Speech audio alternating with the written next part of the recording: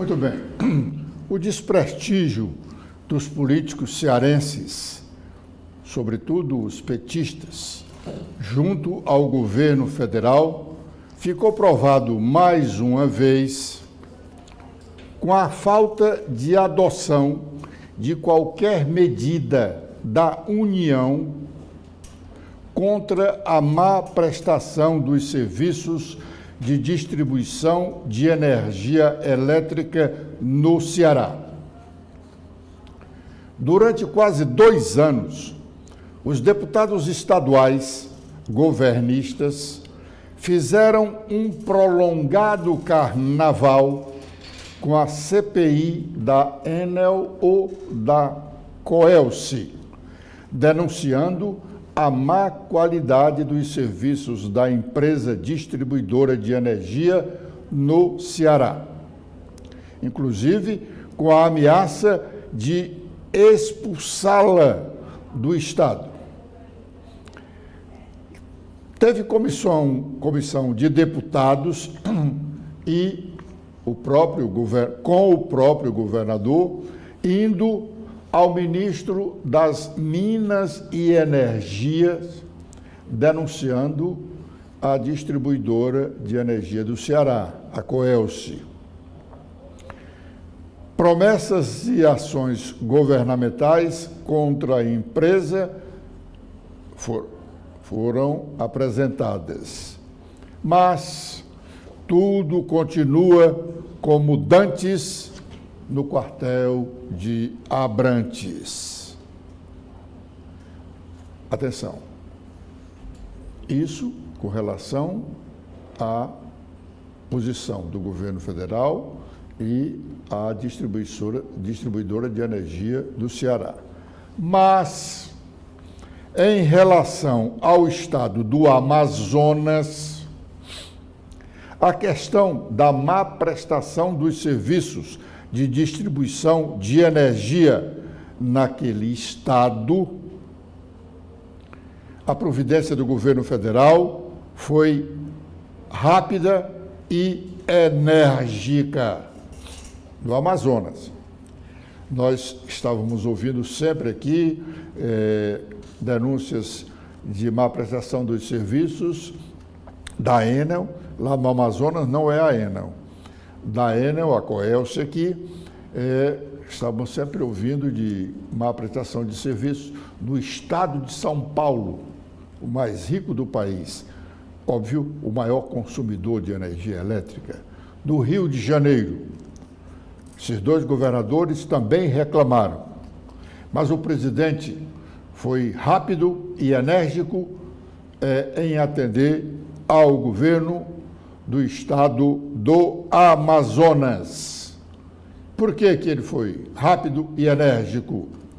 Já está em vigor, desde a semana passada, já está em vigor a medida provisória 1232/2024. O que diz essa medida provisória? Ela abre a possibilidade de intervenção federal para trocar a empresa de distribuição de energia do estado do Amazonas, a Amazonas Energia. De acordo com o governo federal, que está explicitado na medida provisória, a empresa não está conseguindo gerenciar o fornecimento de luz aos municípios de maneira adequada.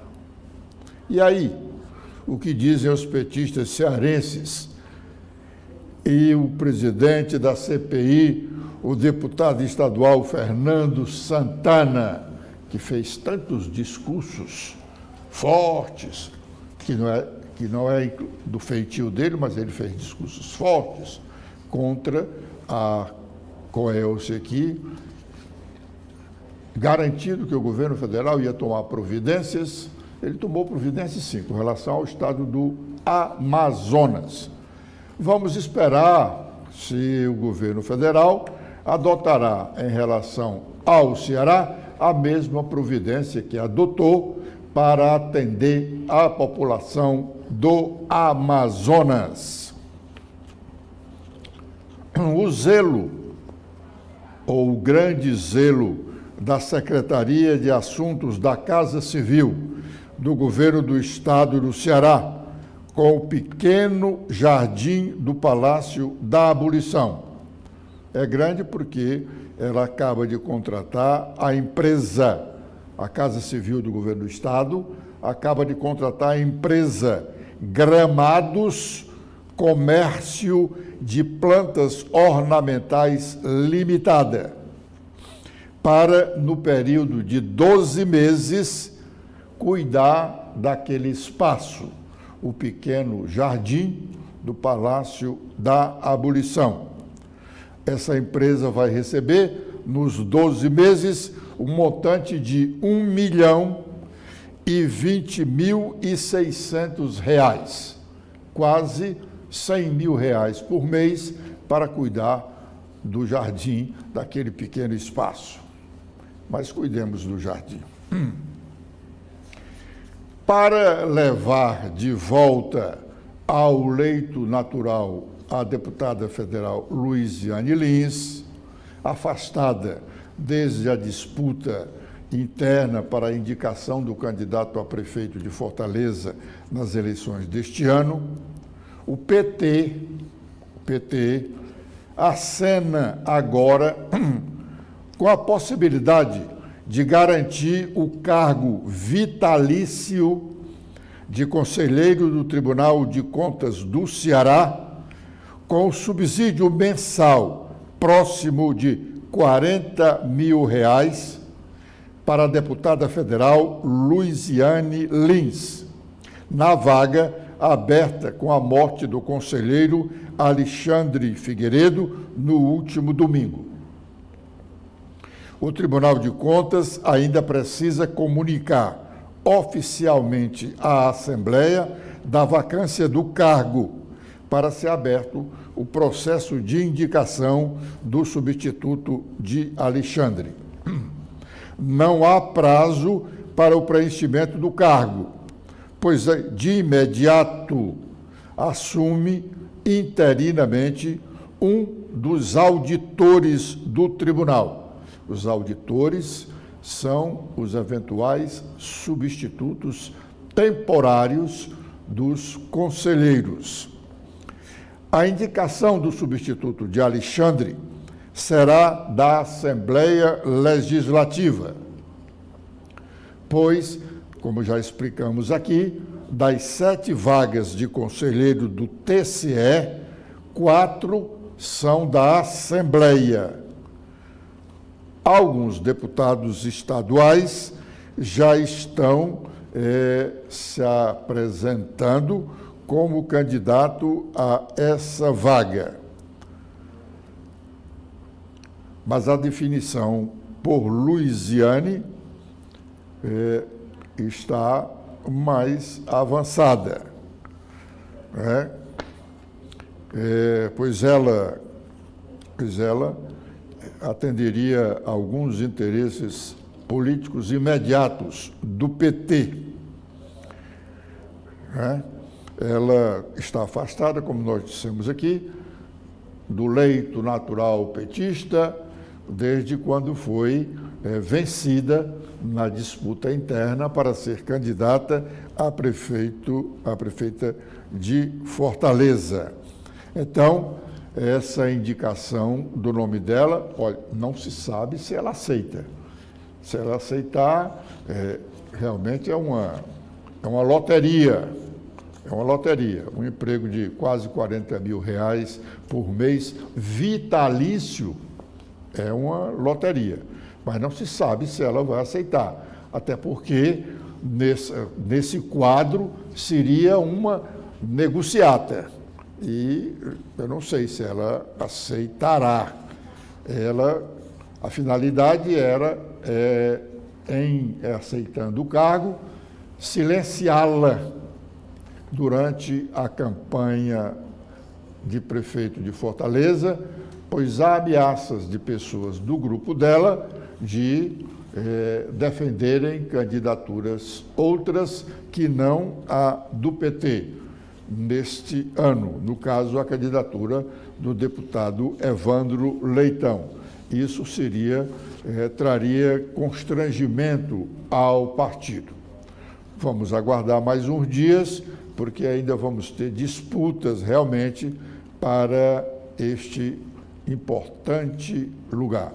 O conselheiro do Tribunal de Contas do Estado, não só do Ceará, como de todos os estados, além do subsídio, isso é importante, eles têm os direitos, garantias e vantagens que têm os desembargadores estaduais. A oposição volta a fazer cargas contra a aplicação dos recursos do FECOP.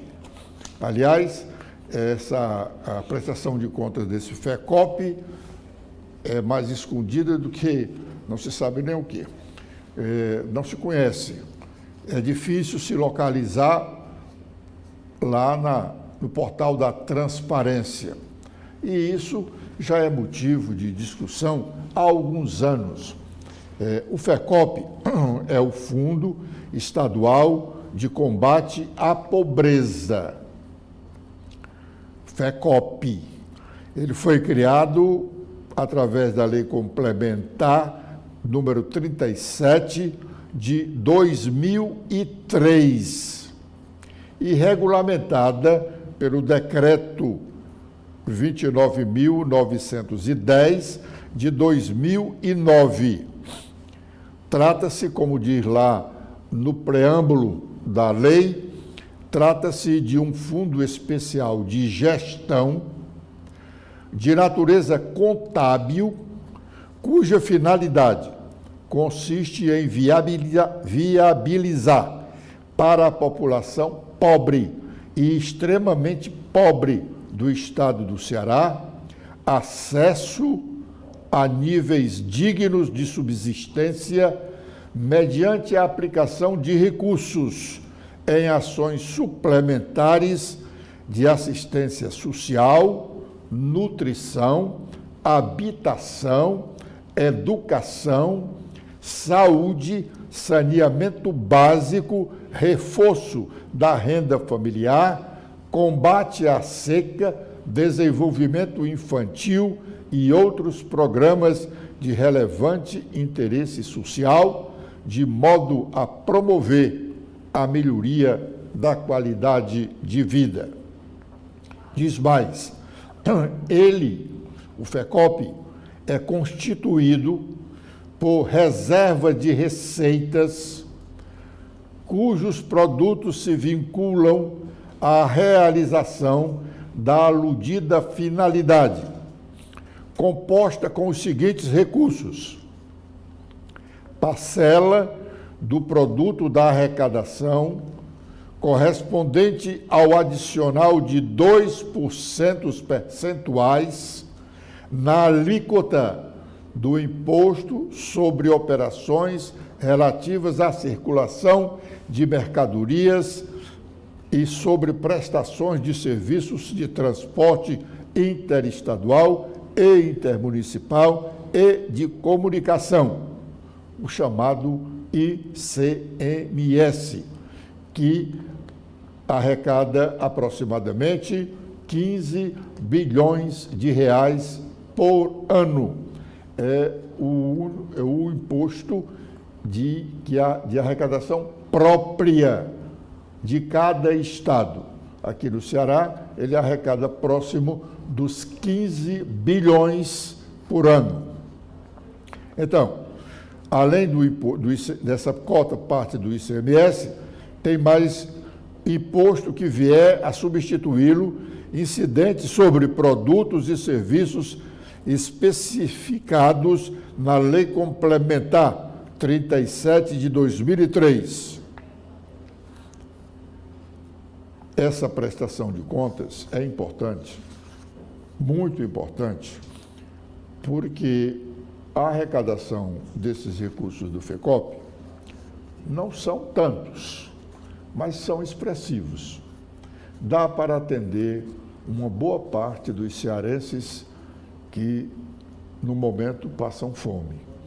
Não dá para atender a toda a pobreza do estado do Ceará, porque nós temos a metade da população em situação não de miserabilidade, mas de muita dificuldade. Então, é importante se saber como esses recursos são aplicados, porque, no momento, o governo fala muito nesse programa Ceará Sem Fome, como nós mostramos ontem aqui, com base nas últimas pesquisas e observações de acadêmicos.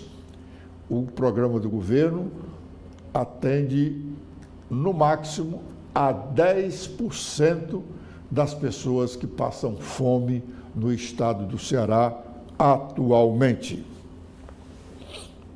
A Assembleia Legislativa Cearense não faz a sessão ordinária de hoje por conta da morte do ex-deputado Alexandre Figueiredo, que foi, inclusive, um dos dirigentes daquela casa.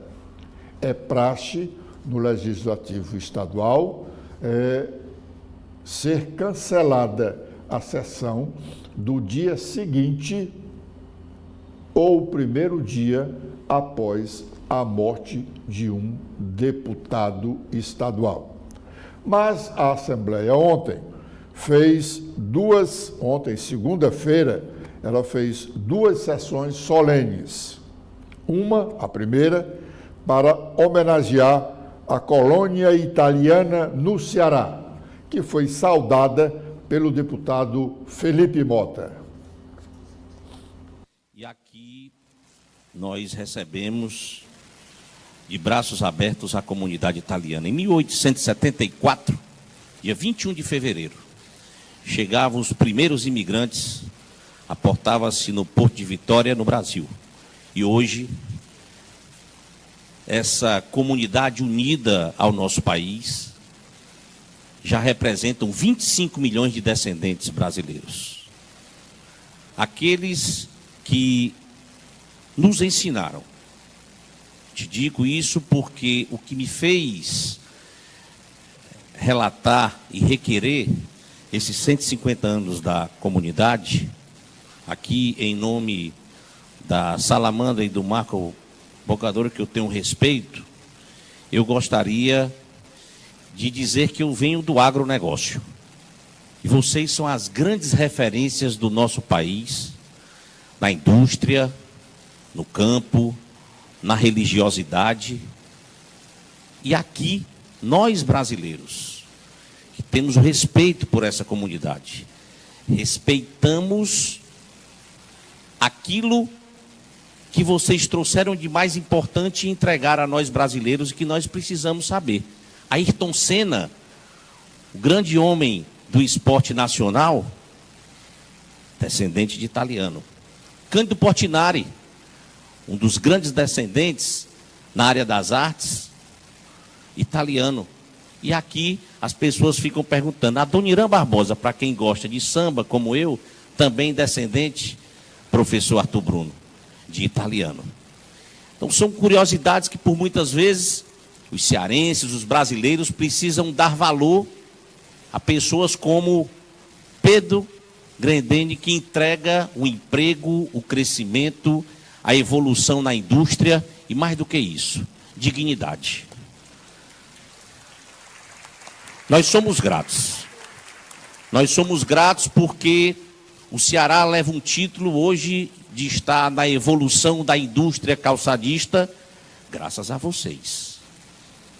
Vocês chegaram aqui na década de 90, abraçaram o nosso estado e hoje nós somos referências graças à inteligência e à revolução industrial calçadista que vocês, italianos, passaram para esses cearenses.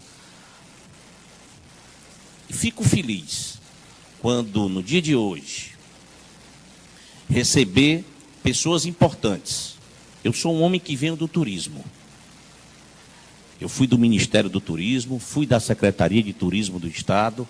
Nós, por muitas vezes, nós ficamos perguntando onde esse crescimento. As famílias importantes que nós temos aqui no nosso Estado. Estou vendo aqui a família da Lólio, falei com a família lá Provítera, famílias que representam a todos, mas que nós temos um convívio na nossa sociedade diariamente. E são todas pessoas que contribuem para o nosso Estado, que contam as histórias para os seus filhos e netos. E que nós façamos dessa comunidade, da união entre a Itália e o Brasil, a força do trabalho que o Ceará precisa, a contribuição que o nosso país agrega, e aqui vocês contam sempre com a contribuição da Assembleia Legislativa, do governo do Estado, do governo brasileiro. Porque o que aconteceu agora no Rio Grande do Sul foi a prova de que tomem as outras comunidades uma lição de humanidade, de respeito e de dignidade pelo próximo, que são que vocês deram a lição para o Brasil agora com as enchentes do Rio Grande do Sul. Muito obrigado à família De Francisco, que eu conheço e eles me conhecem desde a minha infância nos braços. Dizer que o Ceará está de braços abertos para a comunidade. Invistam no Ceará. Vejam que o Ceará tem um povo trabalhador. Nós precisamos de vocês. Venham e transformem o Ceará em um cantinho mais do que agregador e apaixonado pelos italianos. Bom, a segunda sessão solene de ontem, segunda-feira, foi em homenagem a uma empresa de comunicação, a VSM. A VSM foi homenageada com essa sessão solene de iniciativa do presidente da Assembleia, Evandro Leitão, que fez a saudação à empresa. Muito feliz em presidir esta sessão solene, de proposição minha, para homenagearmos os 35 anos da VSM Comunicação.